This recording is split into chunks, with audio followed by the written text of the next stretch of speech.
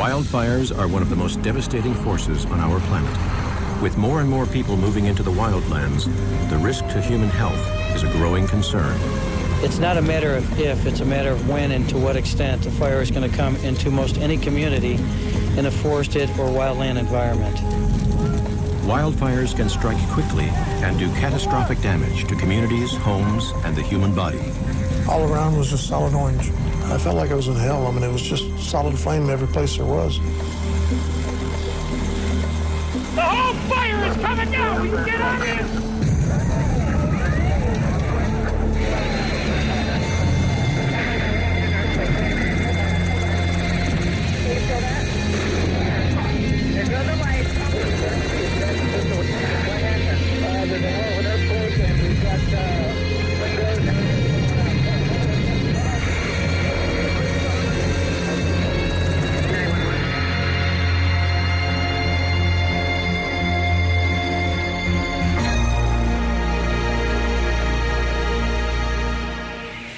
The tranquil forests of the United States.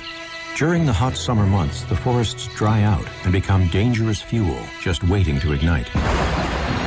When man or nature creates a spark, the forests and brushlands can explode into an uncontrollable furnace of raging heat called wildfire. Every year, over 3.5 million acres are burned and thousands of structures are lost to wildfires. The threat to the human population has never been more real. But the dangers wildfires pose have not stopped the population from moving into the wildlands, where the surrounding vegetation poses a substantial fire risk. One of the things that people like about living out there is it feels like you're in the forest. But if you're going to live in the forest, then you're subject to the dangers of the forest. Elizabeth and Mark Ewing decided to take the risk. They moved from the city and built their dream home in the pristine wilderness of the Malibu Hills.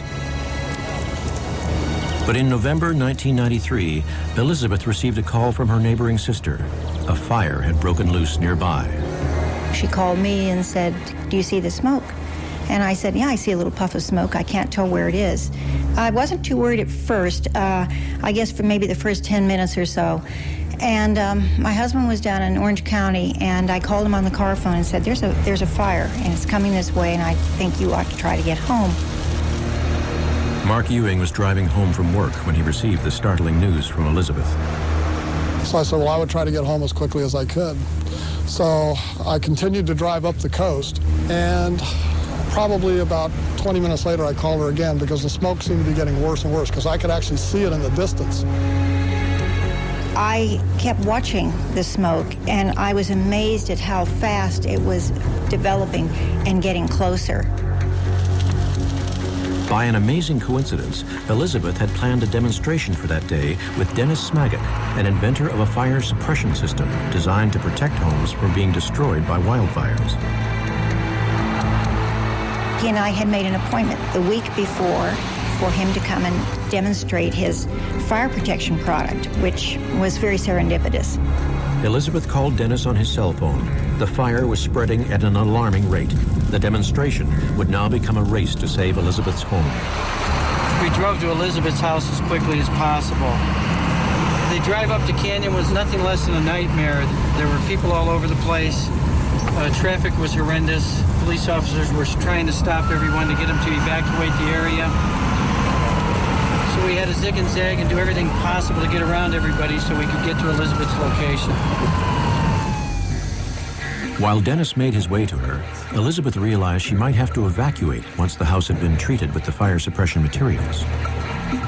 I immediately started doing the things that you're told to do to prepare for an emergency, like taking the truck out of the garage and backing it up so that it's pointed downhill, and I started putting things in it.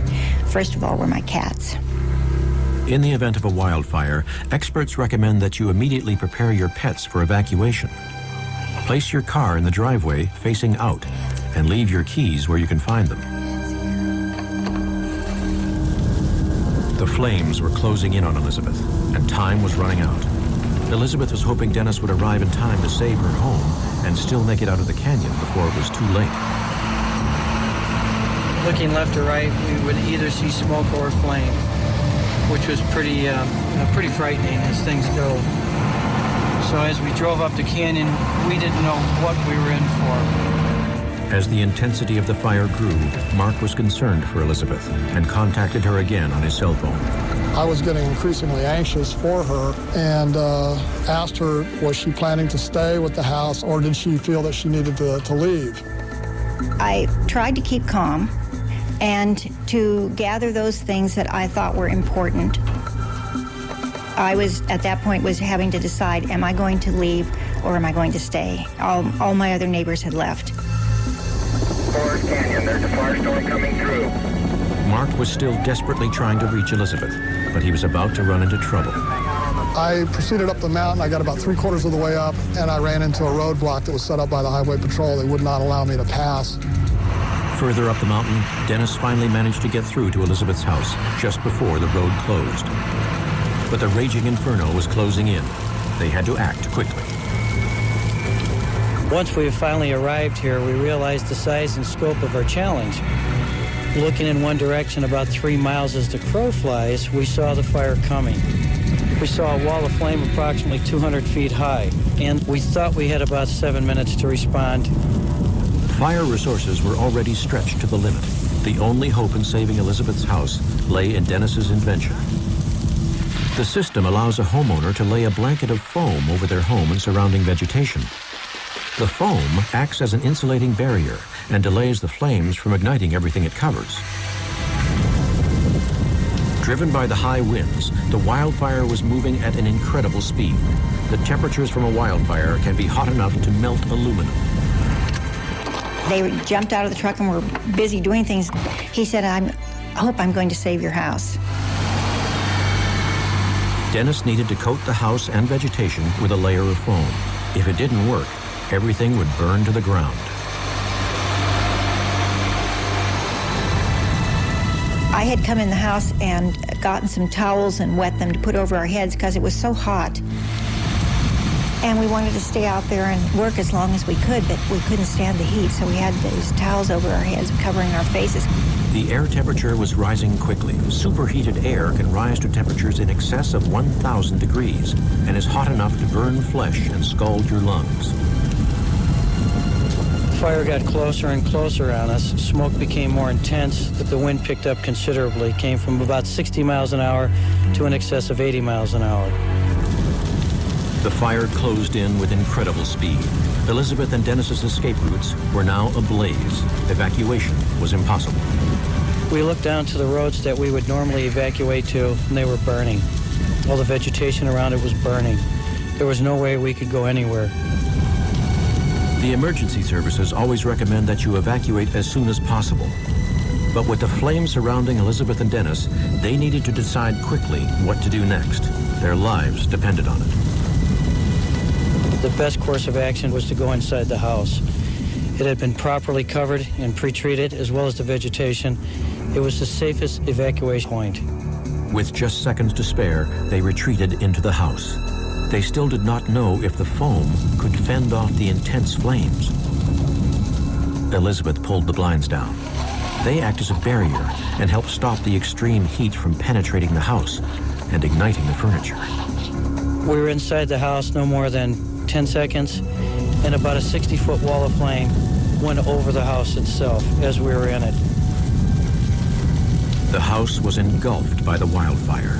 No one was sure whether the foam would endure the extreme heat and flames. I could not believe how noisy it was. We had to shout at each other 5 to 10 feet away to make ourselves heard. We didn't know whether that we should just sit down and pray, cut deals with the Almighty. You're so helpless. You can't do anything.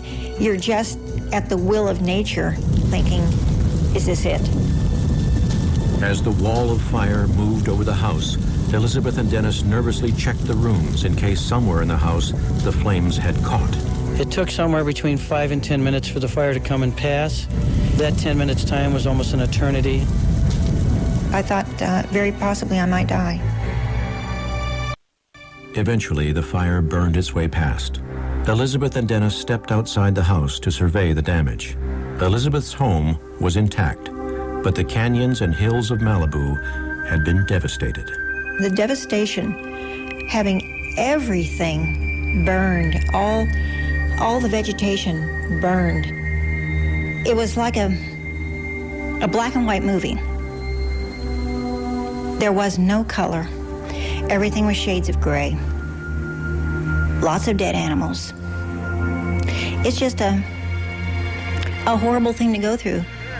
The fire had ripped its way through 18,000 acres and destroyed 323 buildings. 3 people died. It became clear to Elizabeth that Dennis's foam had saved both her house and their lives. The foam sealed the house in a protective barrier. It is made from organic fertilizer and contains natural gums and resins from trees. But key to its effectiveness are the air bubbles generated by the spray pump, which insulate the structure from heat and flames. Dennis and his business partner John Breedlove invented the foam system 10 years ago, and it has saved up to 100 homes. But though fire suppression systems like theirs offer invaluable protection for your property, the emergency services always advise civilians to evacuate their homes in the event of a wildfire. Foam systems like Dennis's are designed to protect property, not people. And after foaming your house and the surrounding vegetation, you should always evacuate immediately. Experts also advise to turn your lights on before you leave so that the fire service can locate your home. Listen to the television and radio and have an escape route planned. Drive to a designated spot in an open area clear of vegetation. Mark Mack is a firefighting instructor at the California Fire Academy. I tell the homeowners the best thing you can do to help us help you is to leave. Let us do our job. But if you do become trapped, a few important safety measures could help save your life. If a wildland fire is approaching and you have no way of getting out of the area, go inside your home, shut all the doors, shut all the windows, remove anything flammable from the windows, and try and get in towards the center of the home. If you do have a house that's full of smoke, we teach everyone, get as low as you can to the ground, get to the floor. That's where the good air is. But fire is an unpredictable element, and even the most prepared individuals can get trapped by the flames. Burns to the flesh and lungs are one of the greatest dangers when this occurs, as a fireman from Malibu would discover firsthand. California's history of wildfires has proved to the fire service that when weather conditions are right, nothing can stop a wildfire. Yeah, well, we train quite a bit on wildland fires, but they're unpredictable. We take different steps to try and read the fire to see what it's going to do, but it can change on us. The wind direction can change, the intensity can change, the fuel load can change. Fire can go anywhere at once when it's burning, and we never know what's going to happen. In 1996, yet another fire broke out in Malibu. High winds had downed power lines, which ignited the fire. Soon, state resources were stretched to their limits, and over 2,000 firefighters from all over California were called in. This time, high winds and low humidity made it impossible for the fire to be controlled.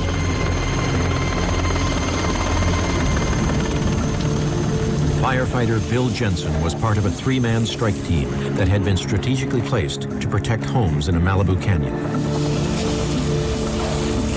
Once we got to the fire scene, and we just kind of wet everything down and cut some brush and stuff like that, and preventative measures and stuff, because the fire was heading toward the ocean and not back toward us. However, when fighting fires, nothing can ever be taken for granted. The unpredictable nature of a wildfire suddenly became an ugly reality. And all of a sudden the wind changed and it started to make a run up the hill. And it did that as fast as you could snap your finger. And then when it hit us at the point we were standing, the flames were about 200 feet tall. The fire had become a raging inferno and was now out of control. The freak wind conditions pushed the fire towards Bill.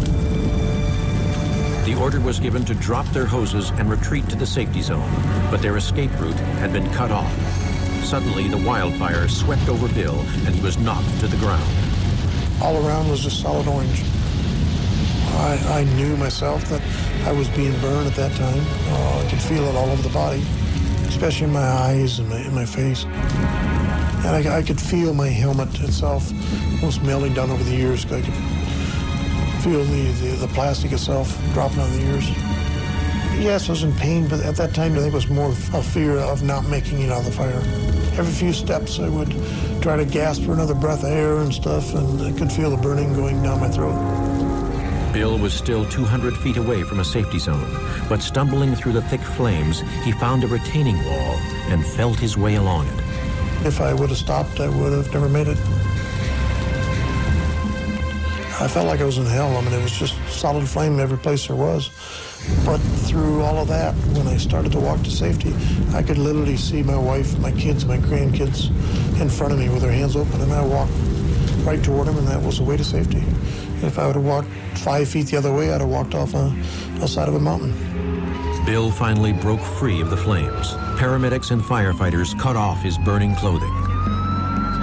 I could hear some of them saying, you know, I've never seen a person burnt that bad, and he's not going to make it even to the hospital. Bill was flown by helicopter to the Grossman Burn Center in Sherman Oaks. He was in a critical condition. 73% of his body had third-degree burns. He was given a 10% chance of survival. Dr. Richard Grossman was the surgeon in charge. 1, 2. At that point, he was extremely critical because, number one, the size of the burn in the high 60s, 70%, the amount of lung damage that he had. These things are negatives to survival. You know what, you're right, Gary. Let's do the rolls for the legs and arms. The only spot I was not burnt was the chest, the top of my head, and my feet. Everything else was third-degree burns. A first-degree burn affects only the outer layer of skin, causing pain, redness, and swelling, like a sunburn.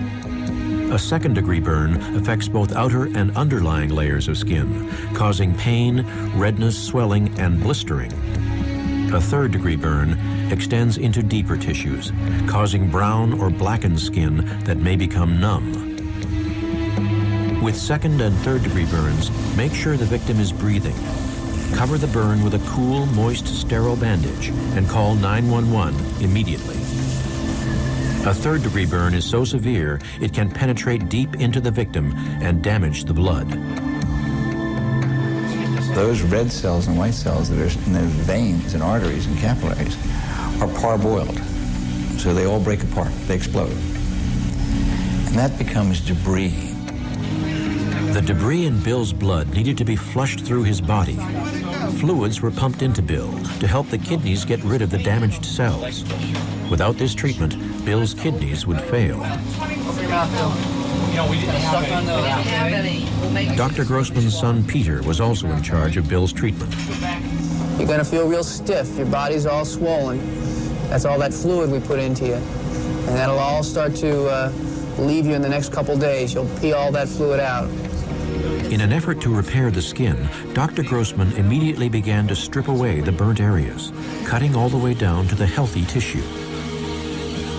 You then cover that open wound with cadaver skin until the body builds granulation tissue.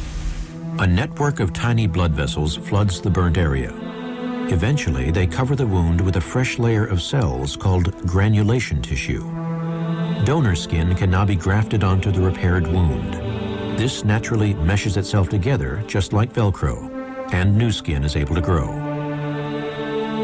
With Bill, we only could do that on his face and his right hand because we didn't have enough skin to cover the rest of his body. Cadaver skin was used to cover the remaining areas.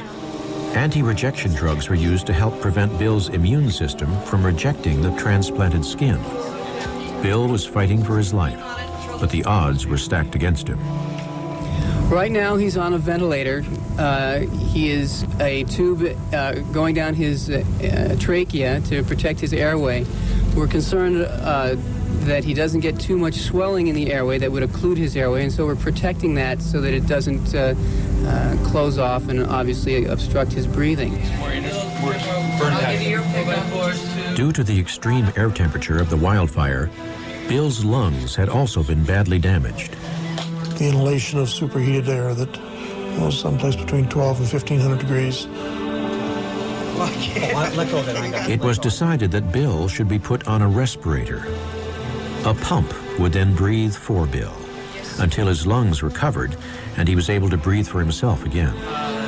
26 over 68, pulse is 103. But Bill was about to face a critical point in his recovery.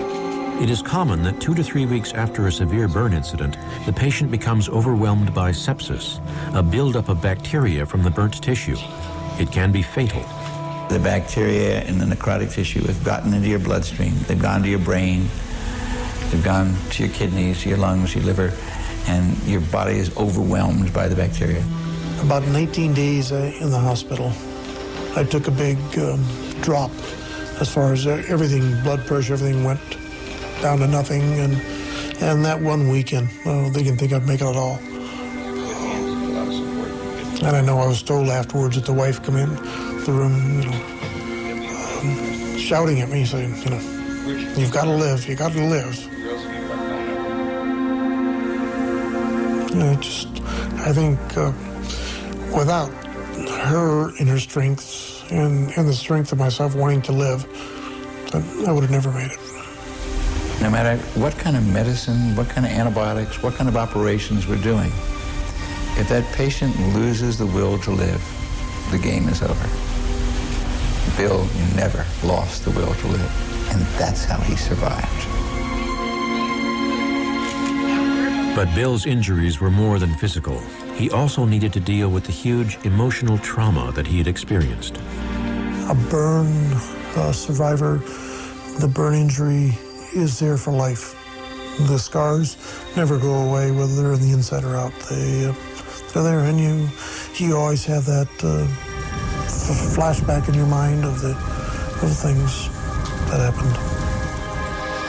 Therapy is an important part of a burn survivor's recovery. Bill's therapist, Clinton Tempero, was there to help Bill through the emotional trauma that was to follow. He had these visions of being burned, that helplessness, the realization that this could be it. The brain makes a point of making a tape of every single aspect of the trauma. It is important to treat the psychological trauma as soon as possible. It is natural for victims to suppress memories of the experience, but they can return in a devastating flashback and severe depression. And what we do is to have the person relive the whole experience, deliberately retell the story and go over it in the presence of one of us. By doing that, he actually slowly, gradually gets control over the memories so that he can turn them on or turn them off rather than having them come unexpectedly. Look at that. Is that cool? No one ever comes out of it unchanged. Our goal is to see to it that he does not become one of those people who becomes embittered and depressed and discouraged. Instead, to keep focused on how he can turn this whole experience to advantage. By the time Bill left the hospital several months later, he had endured numerous blood transfusions and 27 operations. He had survived against the odds. His physical and emotional recovery had been miraculous. It's probably one of the best things in the world that ever happened to me, to realize that things are important out here. And how wonderful life is. Bill's firefighting duties put him in an extreme situation. But if you are caught in a wildfire, there are a number of precautions and techniques that may give you a fighting chance. Don Biggs is a captain at the Glendale Fire Department. If you catch on fire, hit the ground as quickly as you can and roll back and forth to put the fire out that's on your clothes. You don't want to be up running around because that adds air and oxygen to the fire that's burning and it'll get worse. If you are burned, immediately take steps to cool the burn. Apply a cold liquid, such as water, to the wound. This stops the burning process and helps relieve the pain. Carefully cover the burn wound with a clean, dry bandage or a sheet. Immediately seek appropriate attention and call 911. There's a risk because it's kind of long. Okay, we'll come off the wrist. Yeah. But while burns can cause horrific injuries, there is another deadly killer that accompanies every fire. A killer that is responsible for many more deaths than the flames themselves: smoke inhalation. The U.S. has one of the highest fire fatality rates in the developed world. Fires are the third leading cause of accidental death, killing thousands every year. But less than a third of fatalities are actually caused by the flames themselves. Over 70% of deaths are caused by smoke. It is a danger that is at its worst in urban environments, where victims trapped in a burning house or building can do nothing but breathe noxious, often toxic smoke. Nevertheless, even with open skies above, smoke can still pose a major health risk during a wildfire. And for the increasing number of people who suffer from asthma or lung and heart complaints, smoke can be a serious threat indeed. Every year, the vast forests of Montana burn with clock-like regularity. But in the summer of 2000, everyone was taken by surprise when the forests burned with a ferocity that had not been witnessed for decades, consigning over 1 million acres to the flames and filling the valleys of Montana with a thick, acrid smoke. In Missoula, Montana, one severely affected family was the Frackies. Their adopted son, Peter, suffers from a pre-existing lung condition. Like asthma sufferers all over the states, such smoke-filled air meant Peter faced a long period confined indoors. For Peter, exposure to smoke is a serious health hazard. Peter was born prematurely and developed a condition called bronchopulmonary dysplasia, which mimics emphysema a lot. It's very difficult for him to breathe anyway. And then if you have smoke or some other, any kind of pollution, it's even more difficult. Peter's condition was worsened due to Missoula's location, which hampers the dissipation of the wildfire smoke.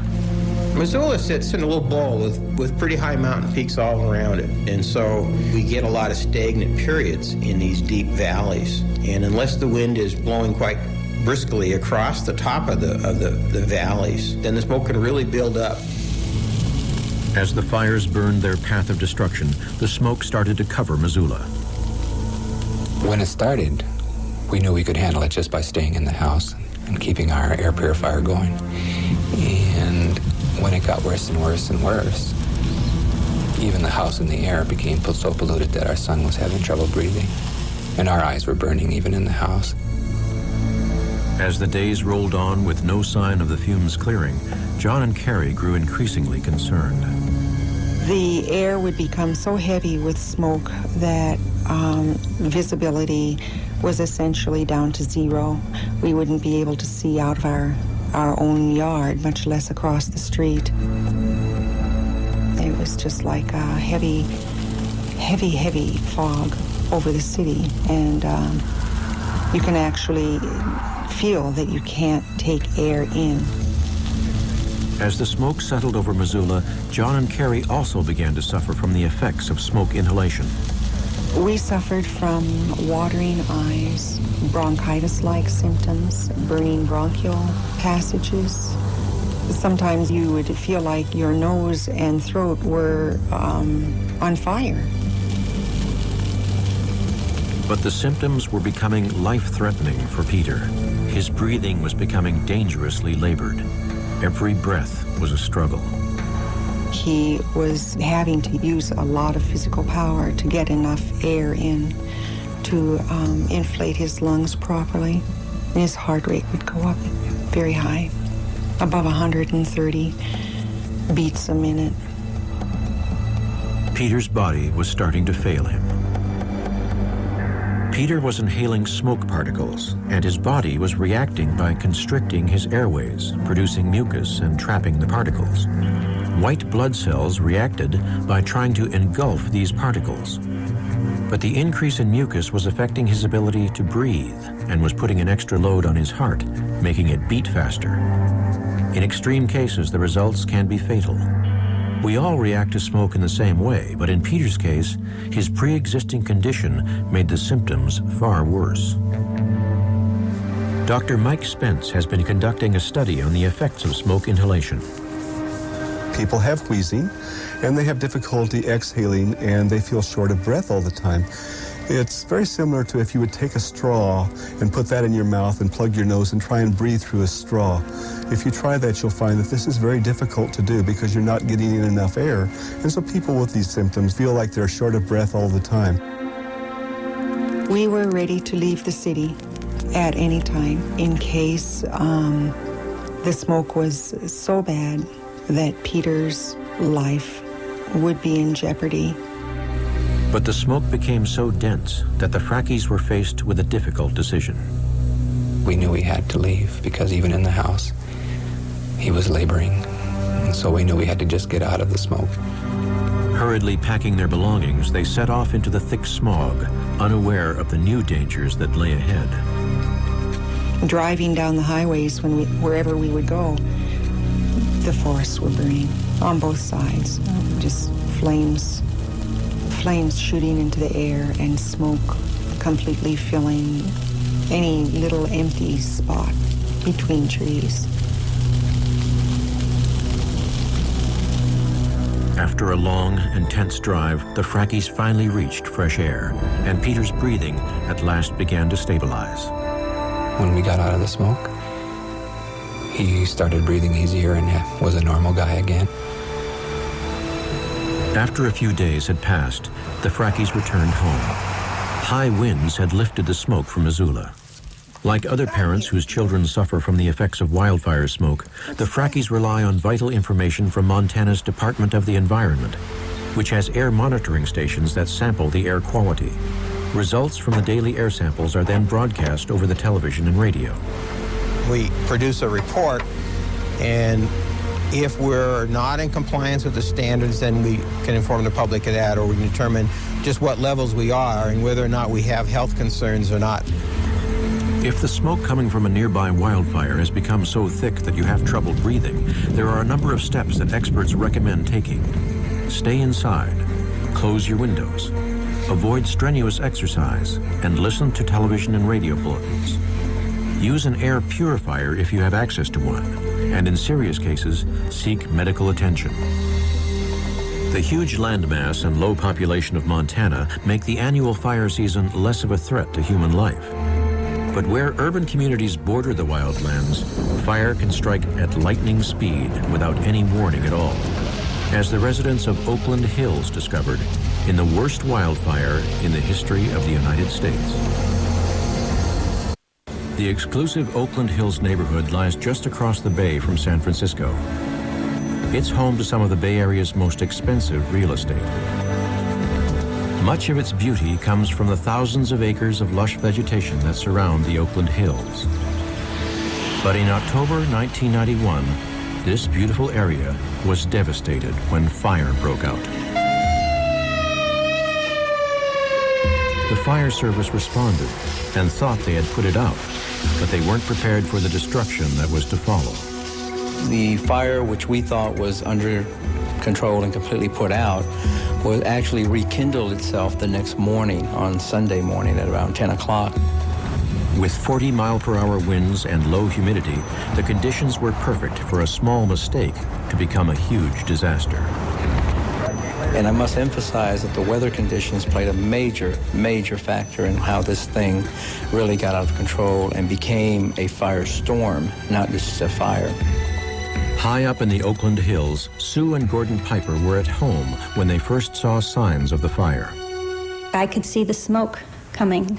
I called the fire department. They told me, "Oh, don't worry, we have it under control." And I had been sitting in my dining room sewing, and the sky was getting brown. It was just looking weird. The smoke seemed to be getting more of a problem, and one of our neighbors went up to the top of the hill to kind of check out what was going on. And about 5 minutes later, my neighbor from across the street called and said, "It's crested the hill. Get out now." I'm Renee Kemp. We interrupt our regularly scheduled program for this news bulletin. A major brush fire has erupted in the Oakland Hills. The black. I recall looking up the hill, and it was kind of like, oh my gosh, we could, suddenly see the the fire kind of coming through a eucalyptus grove at the top of the hill. With the fire only moments away, Sue and Gordon grabbed some valuables and decided to evacuate in separate cars, Sue with her daughter and Gordon with their dog. I could see flames coming down from the school to the trees that are behind the houses across the street. And I was surprised because when my neighbor told me, get out now, I didn't think that's where the fire was coming from. I expected the fire to be coming down from the hills over there. But as they backed their cars into the road, they encountered an unforeseen danger, bumper-to-bumper traffic.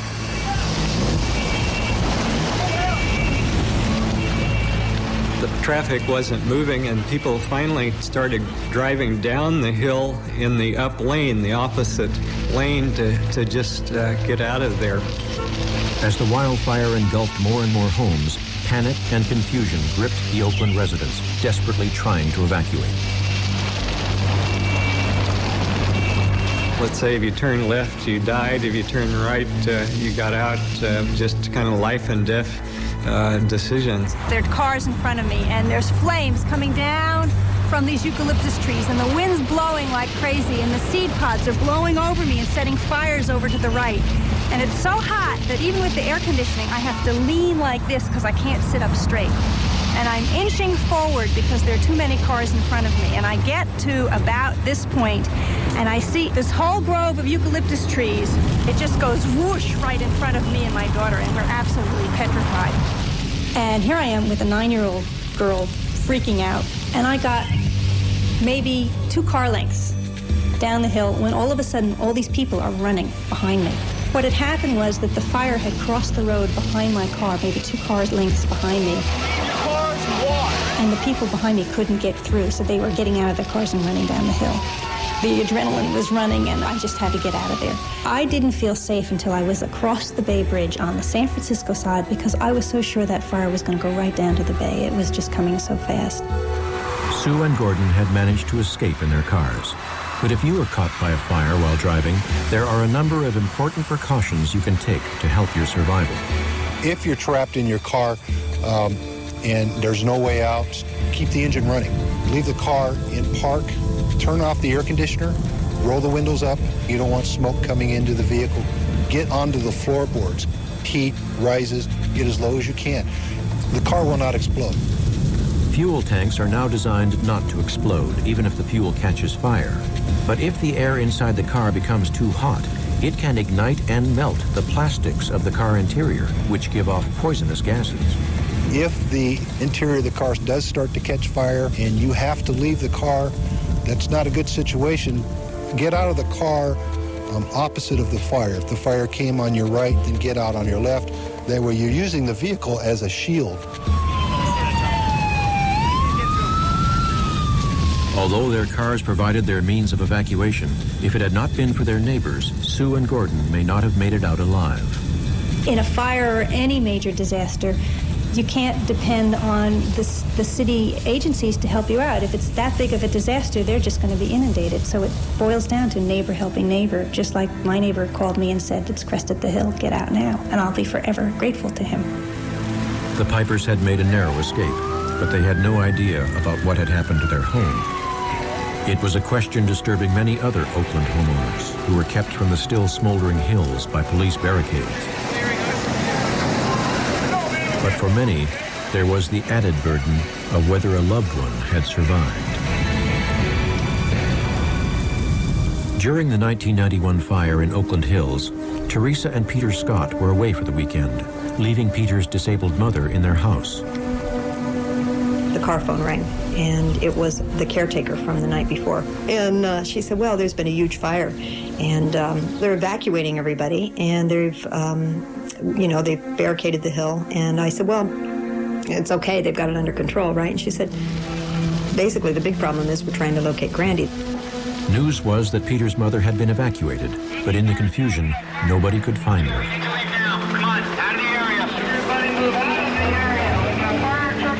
We thought that one of the neighbors must have let her out and given her a ride down the hill, and she might be with them. If the fire department had evacuated, then they would probably take her to a shelter of some sort. That's what we expected. That night, the Scotts arrived back in town. Police barricades blocked roads into the hills. They didn't know whether their house still stood or where Peter's mother was. When we got back into town, we just started a round of hospitals and nursing homes and just basically walking in the front door and saying, do you have someone like this? And finally, in desperation, went down to the morgue to see if they had any record. That didn't work either. The fires in Oakland Hills had raged for 2 days before they eventually burned themselves out. The Scotts had still not been able to locate Grandy. Finally, they made it past the police barricades and drove up the hill toward their house, not knowing what to expect. As I drove up, I thought, this doesn't look too bad. I was coming up through the canyon and nothing was burned there. And then when we turned the corner, I looked and there was nothing. I mean, it was gone. There were no trees, no houses. There were some chimney spires and ash. And so it looked like the moon. It was the same story for the Pipers and thousands of other Oakland families. Our community looked like it had been bombed, essentially. It was just kind of ashen. You didn't see a half of a house where I lived. Everything burned right down to the foundations. For the thousands made homeless by the inferno, the Red Cross found shelter and food. In a disaster, Red Cross provides support to the families, individuals that are affected, temporary housing, recovery needs. Our first response in a large incident is to prepare open shelters, provide large groups of people a safe place, help assist families who have been affected in their recovery process, getting back on their feet. But for the Scotts, the loss of their house was a secondary concern. Grandy was still missing. They returned once again to their ruined house to salvage what little they could from the devastation. Ginny, their eldest daughter, was only 13 at the time, but vividly recalls what happened next. My mom said, see if you can find anything in your room that you want to keep. So I was looking, scavenging. And I found my flute, and I was so excited. And right around that time was when I found the bones, and I said, Mom, come here. And there was a perfect silhouette of Grandy's skeleton, basically. I went over and looked down and, you just gasp. And the realization that she who couldn't walk had moved from one side of the house to the other, which sort of, tells you that she was desperate. It's really tough.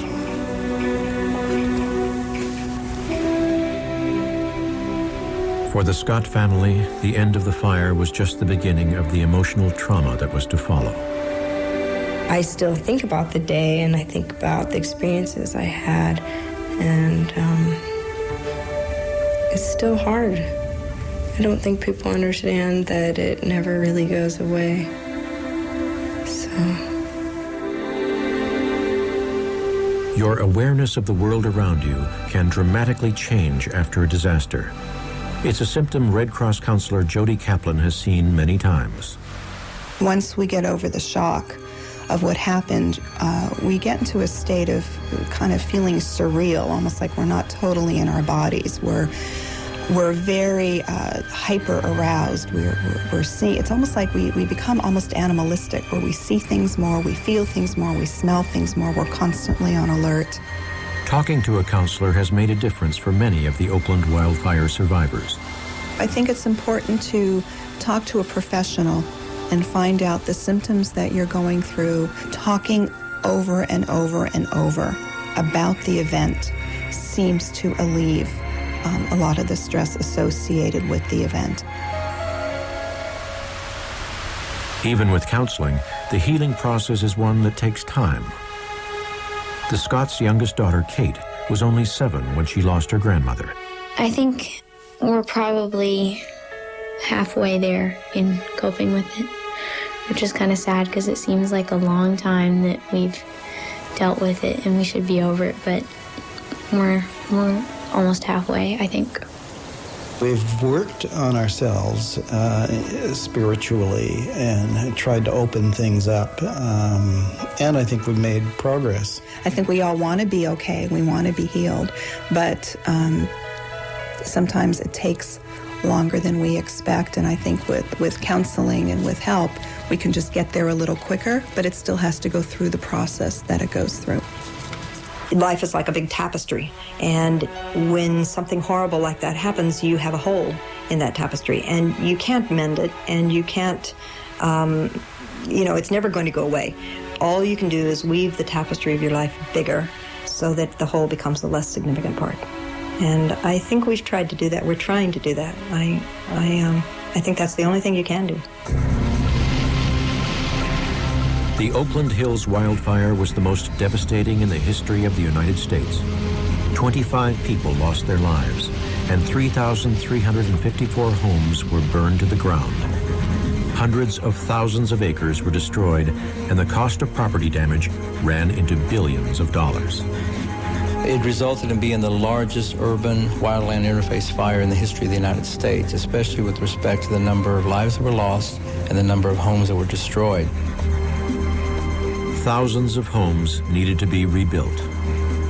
How to rebuild and with what materials was a primary concern. At the Forest Products Laboratory, Frank Beal is testing the effects of burning vegetation on construction materials. What you see here is a wall test that we're doing, creating a fire that simulates a relatively large plant outside of a structure, and then assessing the time it takes to burn through the wall system, which would simulate the time into a house. Tests such as these have helped California set new building codes so that new house construction in the wildlands will be safer. Frank has found that it's not so much what you build with, but how you build it. Vents should be kept high up and away from flames, preferably on a roof. Roof eaves trap heat and flames, so they should be closed off, and ideally, the overhang should be kept to a minimum. And installing double-paned glass helps reduce the penetration of heat into the house. Extreme vigilance in the way we build our homes is one step toward a fire-safe community.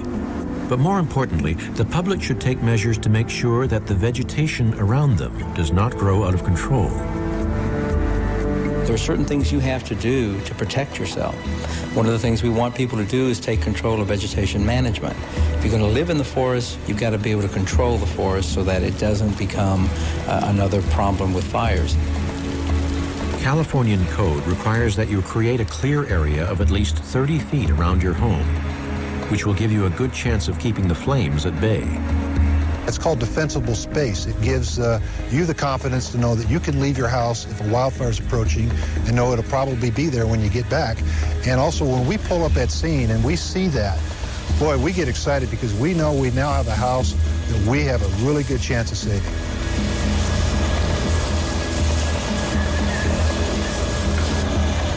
There are certain types of plants you can plant that provide you the beauty and the feel of the forest, but it'll also provide you safety.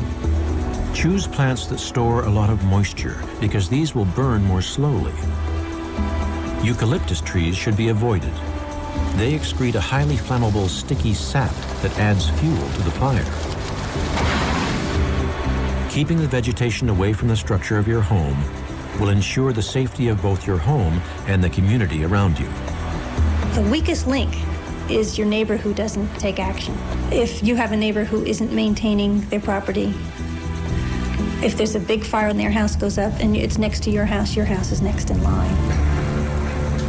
If we refuse to learn the lessons of incidents like the Great Oakland Hills Fire, wildfires will continue to pose a major threat to people and property in the United States.